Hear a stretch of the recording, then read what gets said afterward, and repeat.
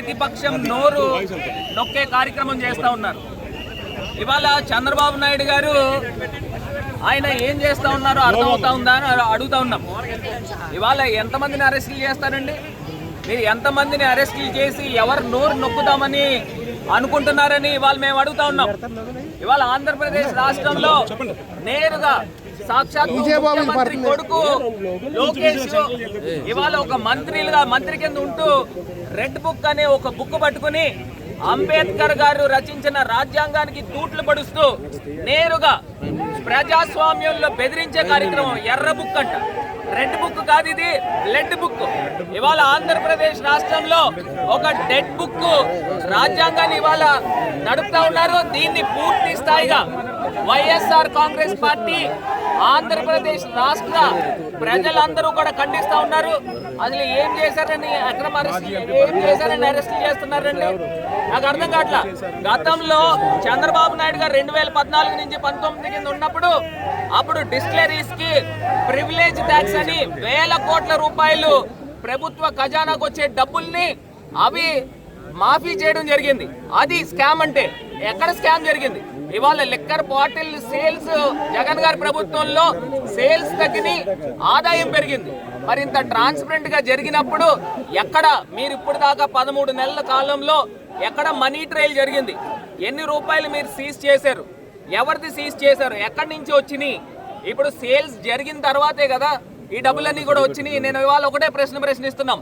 ఒకవేళ నిజంగానే కనుక స్కామే కనుక జరిగితే 2019 నుంచి 24 దాకా ఒక్క డిస్టిలరీస్ కైనా జగన్మోహన్ రెడ్డి గారి ప్రభుత్వంలో పర్మిషన్ ఇచ్చారా అని ఒక్క ప్రశ్నిస్తున్నా. ఎక్కడ కూడా ఇవ్వలేదే.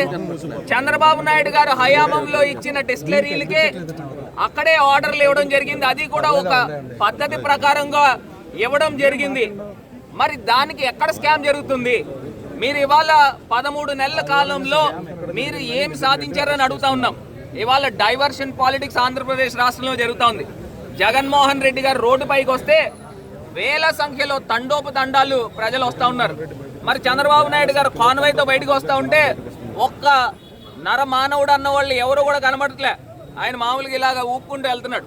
అంటే ఒక మనసులోంచి ఆక్రోశం బయటికి కట్టలు తెంచుకుని బయటకు వస్తూ ఉంది.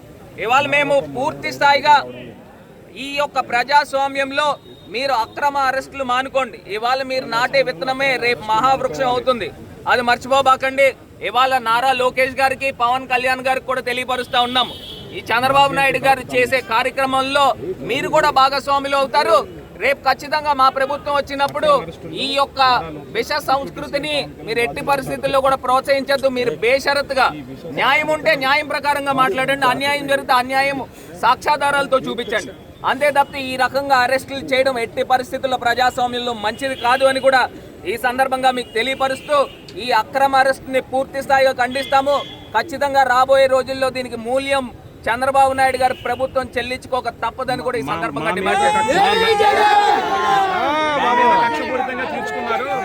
మా మీద కక్షపూరితంగా తీసుకుని అక్రమ అరెస్టులు చేశారు గత ప్రభుత్వ హయాంలో.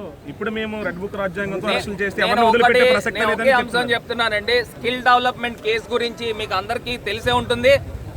సిమెన్స్ ఇండియా కంపెనీతో 3,000 కోట్ల రూపాయలు సిమెన్స్ ఇండియా కంపెనీ పెట్టాలి డబ్బులు.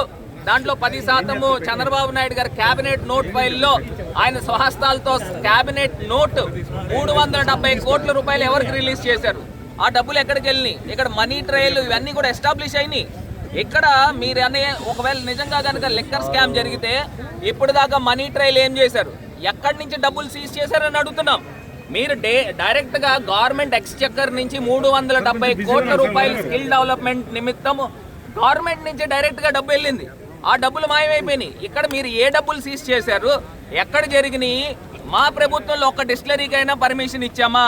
ఇవ్వలేదు. చంద్రబాబు నాయుడు గారి టైంలో ఒక హ్యాండ్ పిక్ 2-3 డిస్టిలరీలకి 80% పైన ఆర్డర్లు ఇచ్చేవారు. అది స్కామ్.